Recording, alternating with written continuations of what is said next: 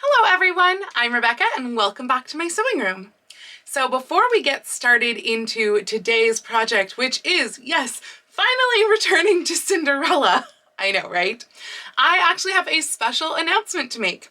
Now, most of this week, I have not been sewing at all because I have been doing something else that is, I think, very, very exciting. And that is, I've been learning how to digitize patterns, and I have digitized a pattern. In fact, it is the pattern for this jumper dress. You all had such a wonderful response to this jumper dress video a few weeks ago, and a lot of you seemed to really be interested in this pattern, so I have worked furiously all week and digitized this pattern, and it is now available on Etsy. I have already posted this announcement in my community tab, Instagram, Patreon, etc., other places, but this is the first video that I am filming since that has gone live. So here you are watching this a little over a week later, and that pattern is now available. So I will link that down below, and if you would like to, you can go ahead and purchase this pattern, make this dress up. It is a printable PDF pattern, as in it prints out to scale. However, it is a one size pattern and it is fitted to a 40-inch waist and a 48-inch bust, but I have done videos about changing patterns too. So if you are not a 40-inch waist and 48-inch bust, you can check out one of those videos below. I will link that as well, and that way you can alter it to be whatever size you need. And if you do wind up making the pattern, please do tag me on Instagram at Lady Rebecca Fashions. I would absolutely love to see your creations. Anyway, you came here for Cinderella, so let's get back to Cinderella. Now, a few of you have commented that there has been sort of a creepy thing going on in the background of my videos, and one of you had the idea to have someone dress up as Cinderella wearing the wig and then just to like slowly turn to the camera.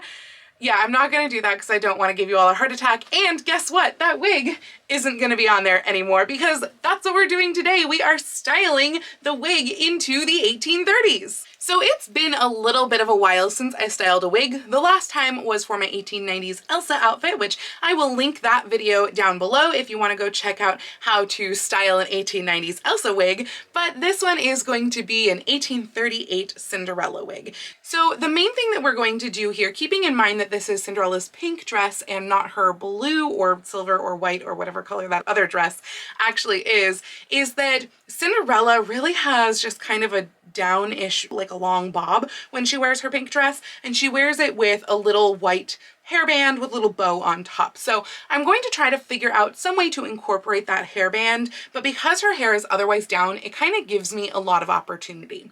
So the most popular type of hairstyle in this late 1830s time period was to have kind of a droopy puppy curl look down in the front, and then to have sort of a low-ish bun on the back of the head. So that's what we're going to do for this wig here, and then attempt to incorporate that hair bow somehow. We'll have to figure out how. So I haven't played with this wig at all yet, and this may wind up being a 2-day project because I'm going to attempt first to curl the wig with a curling iron. Some wigs, some synthetic wigs, you can curl them with a curling iron and they are just fine.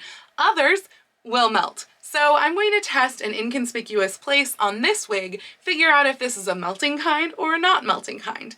If it is a melting kind, then unfortunately most of this is going to take place tomorrow because all that I will be able to do today is to set the curls on curlers and then dunk it in boiling water. But then that has to dry completely, so it does take like at least a good 24 hours for it to dry, and I would have to finish this tomorrow. So we're going to do a little experiment and see what kind of wig this is. So I'm going to start by clipping most of the hair just out of the way and taking a little piece of hair from like the nape of the neck just to test how this curling will go with a curling iron. Now I have my curling iron here and it is set to about 300. Hopefully that's not going to be too hot, but again, that's why we're testing it with an inconspicuous section of hair. And I am actually going to just wrap it around as opposed to clamping the end. And just hold it there for a little bit. Keep your nose available for any smells and see what happens. The hair is definitely getting warm. I don't smell any melting and it doesn't feel like it's sticking. So that's a good sign. I have noticed from when I've curled fake hair before that it does take a lot longer on the iron. Okay, let's see if that's going to be long enough. And then you just use your fingernail to slide off the hair from the iron. And you want to keep it in that curl. So use a little clip to hold that in place. And now I'll check it when it's cool and see if it worked. All right, it is cool now, so we can see if this actually works or if we're gonna have to use the boiling method. Hey, it works! That's awesome. It's so nice to know that this wig is actually going to take a curl. This is a lovely little curl right here, and that'll be so great for the front of the wig. So that means that we can go ahead and do this all over the front of the wig. Let me move the camera a little bit and show you how that's gonna work. So the main thing here is that we want to have a center part and have all of these puppy curls kind of in like two sections just right over here, with the rest of the hair in the back of the wig coming into that bun. So we are going to separate out our front sections and just part those away from the bun. However, since this is a wig, we do need to keep in mind that we don't want any of the wig base to show. So I've picked a wig here that actually turns out to be pretty good. Like, she's got a center front part just automatically, and that's really nice. You can continue it a little bit past that, but not much, because right here you start to get into hair wefts going on. So like, you can't actually do a center part past that. Luckily, that doesn't matter because this is what's going to be in the back of the bun. So we can just really have this front section here done for center parts.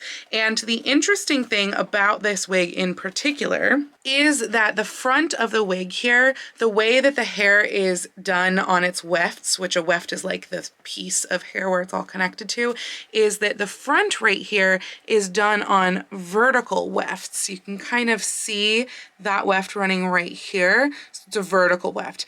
But however, past that certain point, the back turns into horizontal. So horizontal gets a little bit more tricky as far as how to be able to style it, because obviously if you like pull it the wrong way, you're just gonna see that area underneath.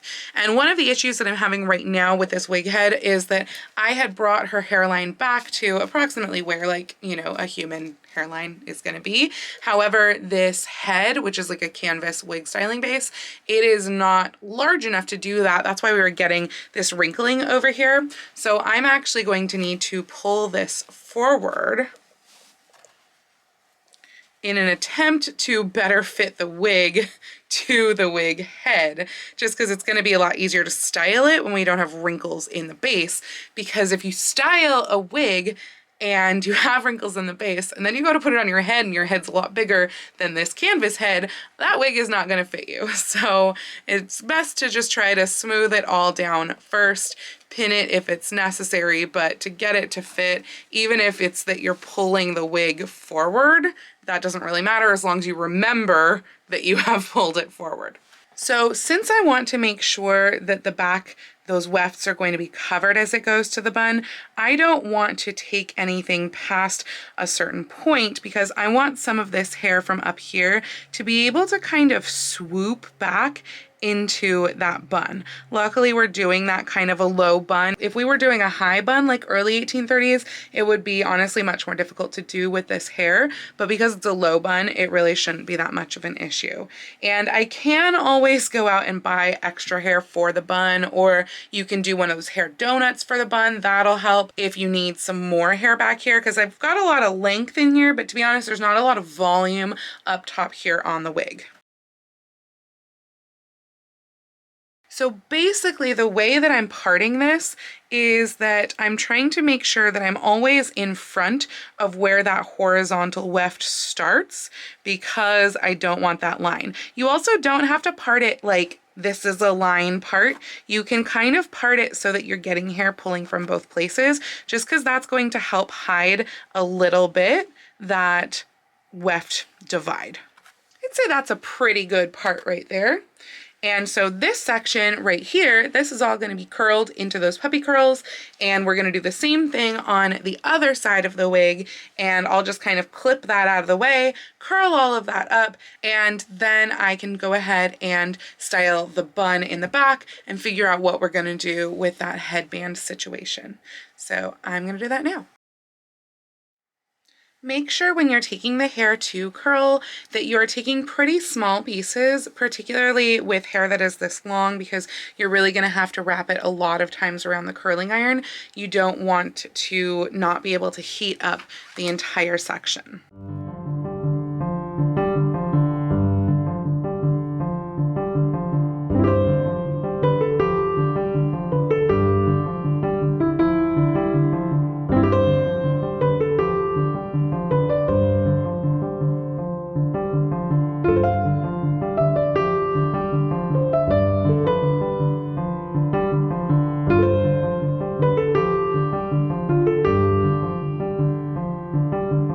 You also want to be a bit careful as you are pulling the little sections to curl that you don't wind up cutting on a weft or ending on a weft, so that when you pull up that curl you see that ridge. So if that happens, take a little bit of hair from the weft underneath, because that will help to hide and blend that.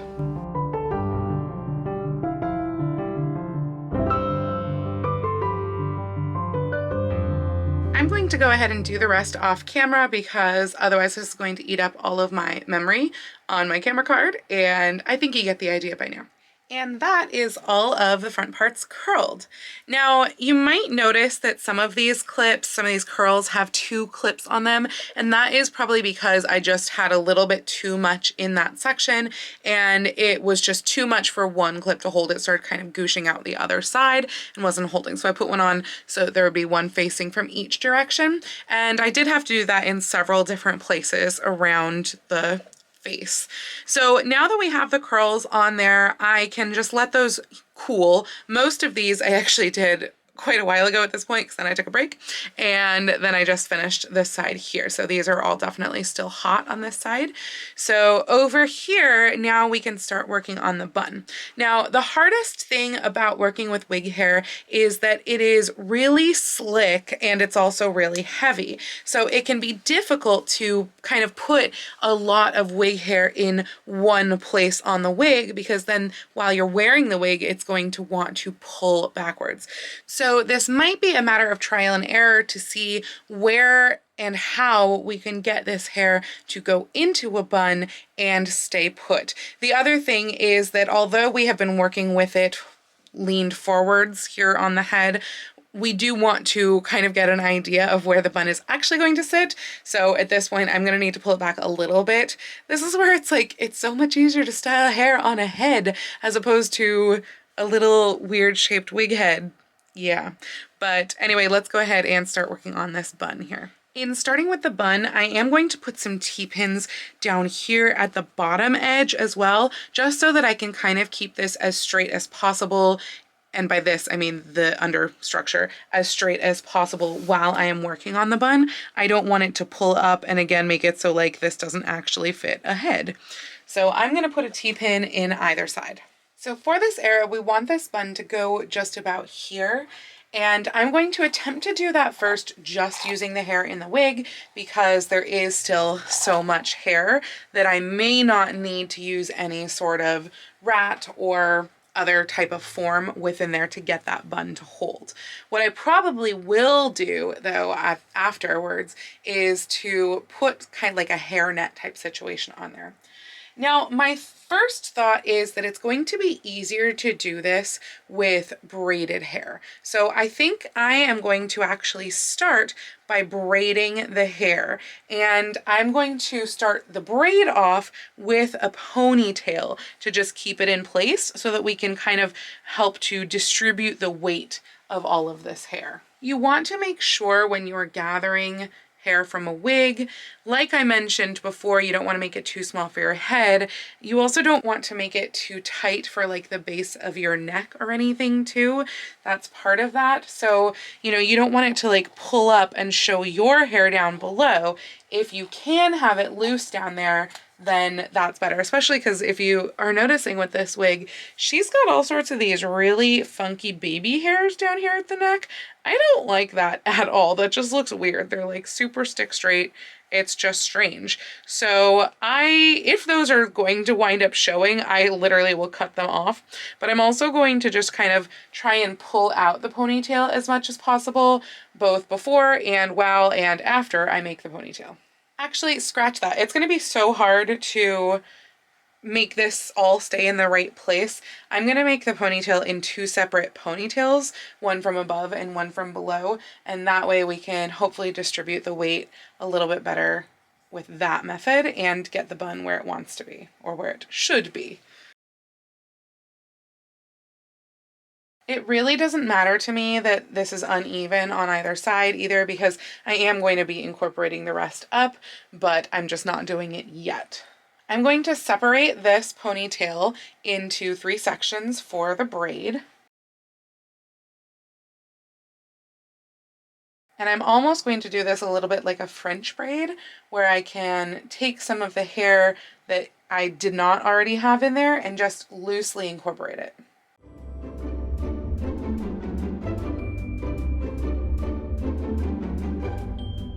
And now that I have all of the hair incorporated, I'm just going to braid this down the rest of the way.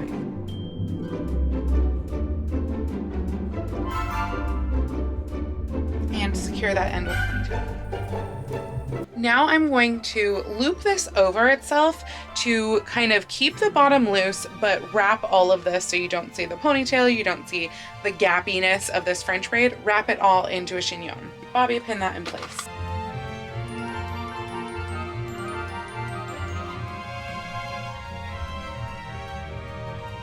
Make sure that your hair tie at the end can be tucked in, and you can just wrap the excess ponytail kind of wherever you want to, that it looks nice and doesn't tend to get too flyaway-y.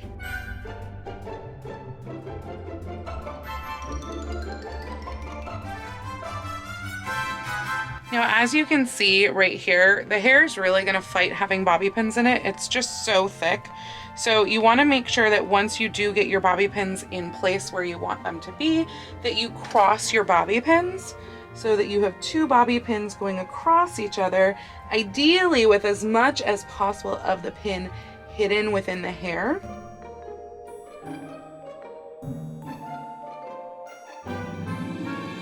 And by crossing them, you are going to keep them in place. Or at least you'll have a much better chance of keeping them in place. When you're putting these bobby pins in, I do recommend going all the way through into the base as opposed to just picking up other hair. The hair is very slick. The base has all of that great mesh in there that'll help to hold things in place.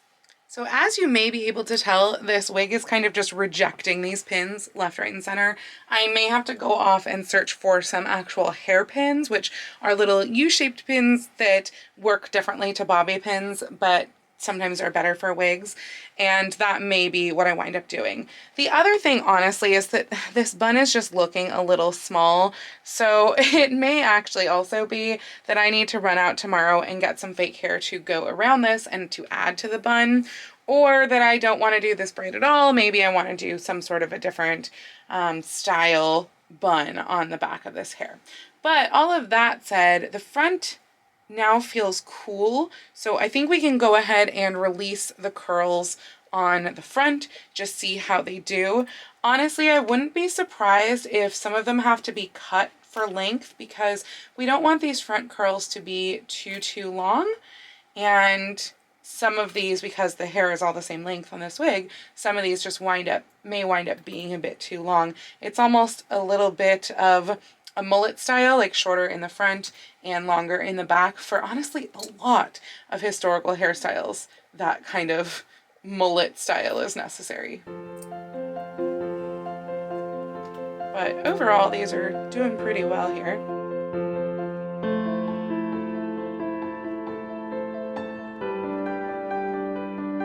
When storing a wig like this, you probably would honestly do best to pin up the curls in between uses, because otherwise they are going to hang there and kind of stretch out. But overall, these are looking really nice.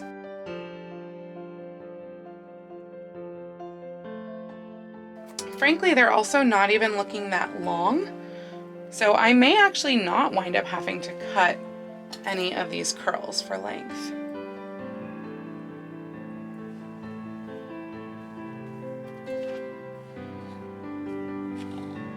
All right.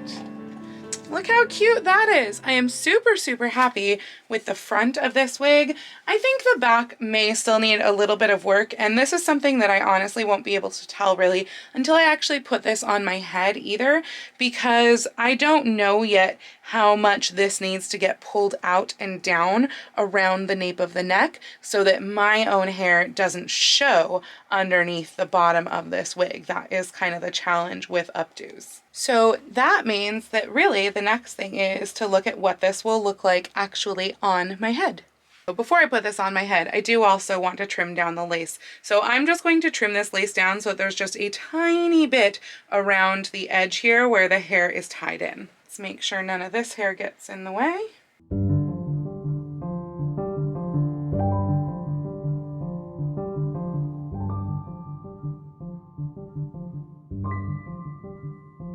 Now she's ready to be tried on. So obviously, as is, this wig is not right. I have way too many curls going on here in front, and they're falling way too much over my face. So I am going to take some of them and pin them back out of my face. Just these front ones here, I'm going to kind of brush the top of it just a little bit and then pin them back in the back as they go to the bun. That will also help to give a little bit more volume on the sides here, because it feels like, now granted I did not do pin curls in my hair under the wig, which is why there's a little bit more dome shape up here, but it also just feels like it's higher here than it is out here. And so I think that adding these bits here to the side are really going to help with that. Now, anytime that you are styling a wig on your head, you do have to be very careful and or work with the knowledge that you might have to restyle this in approximately the same manner once you take it off of your head, because if you pin into your wig cap, that's going to come unpinned when you take the wig off. So I'm going to do the same thing on both sides. Now I do want to make sure that I don't pull this too much, because otherwise I risk having my hairline show. Also, I have not pinned this wig in front yet. I've only pinned it in the back, so I also have to be careful with that. There was just so much hair in the way in front that I had not yet actually pinned it to like my wig cap. So I'm just being really gentle in how I'm pulling it back and then pinning in place. Even that already is so much better. Those were just so much in my face. Honestly, this is not that far off here now. I think I want to do a little bit more pinning in the mirror as opposed to using my monitor, just because it's a little bit easier, and see what I come up with that. All right, that is significantly better. I think everything has kind of been pinned up where it needs to be to give kind of that nice swoop, but still have that curl going down and give me a lot more volume over here on the sides as opposed to just up. So I think it looks pretty okay on the back as well. I was trying to do it with the whole like double mirror thing, you know, where you stand with the mirror in back of you and pull out where it needs to be pulled out, because at first my hair was very much showing, especially down here. And I mean, my hairline is very low in back, so honestly it's difficult to hide my hairline, and with pretty much any sort of updo it's very difficult. So all I did was this section here, I literally just pulled it back and out so that it would be a lot longer than the bun and a lot longer even than the base of the wig. It's literally going down and then back up, and that is really helping to hide my hairline. Of course, in doing that, since I had not pinned my hair underneath correctly or pinned my wig cap correctly, I'm pretty sure I've now pulled my wig cap pretty far back. I can actually see a little bit here. You can see where the wig cap is starting versus where my hair is. So yeah, that just goes to show you, if you know you're wearing it for real, pin your hair and your wig cap properly underneath. Since I'm just wearing it for this try on, for styling this for this video, it's not a big deal, but I can definitely feel that wig cap receding up my head.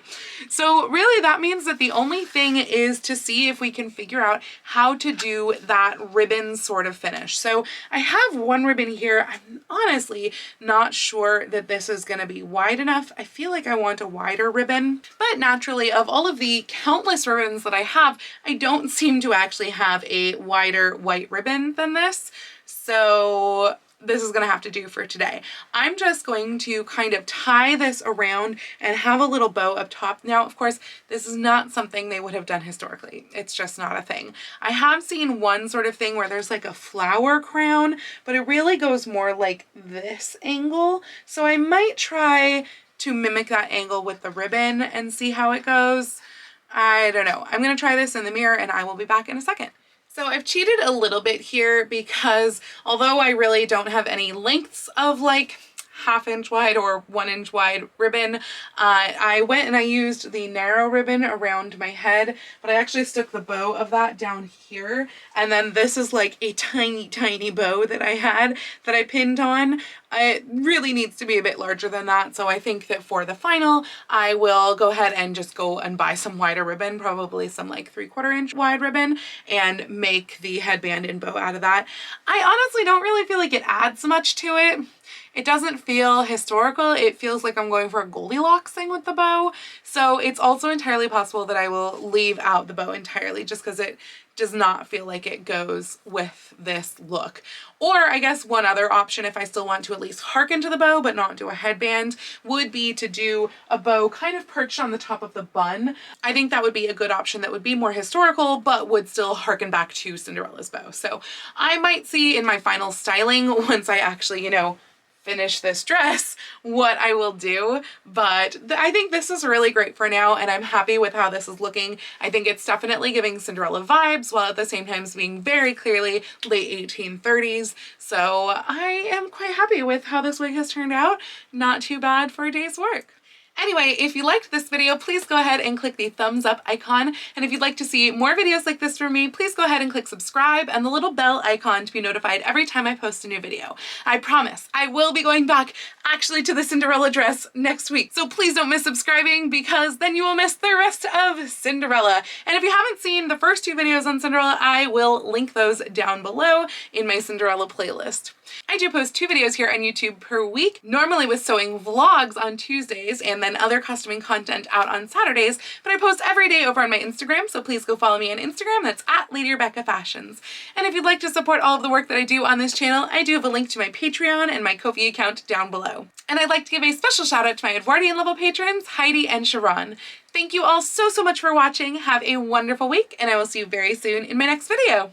Happy sewing!